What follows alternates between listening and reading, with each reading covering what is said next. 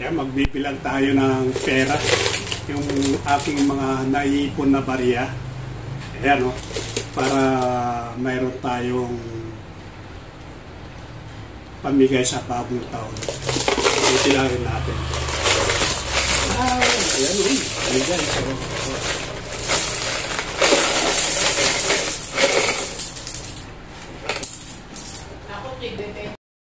Ayan o, dami. Bibilangin na natin to para sa darating na bagong taon, kaya magbibilang na ako.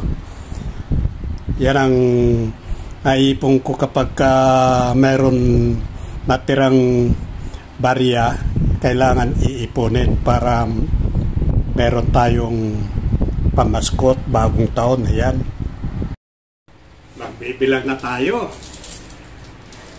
Sa 20 pesos lahat yung mga kaibigan. Ibaba mo konti. Ibaba mo konti. Hindi na, tama yan.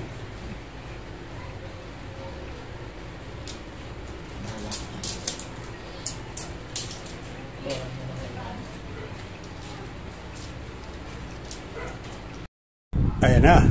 Bali, 1, 2, 3, 4, 5, 6, 7, 8, 9, 10. 1,000 isang hilera.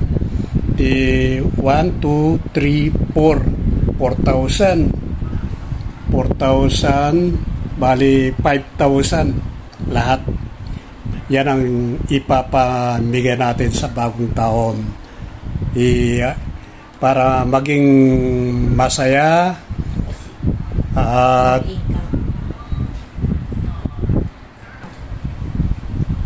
yung grasya sa loob ng bahay ay mananatili, kaya maghahagis tayo ng pera sa bagong taon. Yan ang ipapahagis natin, ipamimigay natin yung mga pupunta rito, dahil maraming pupunta rito sa bahay ng gabi.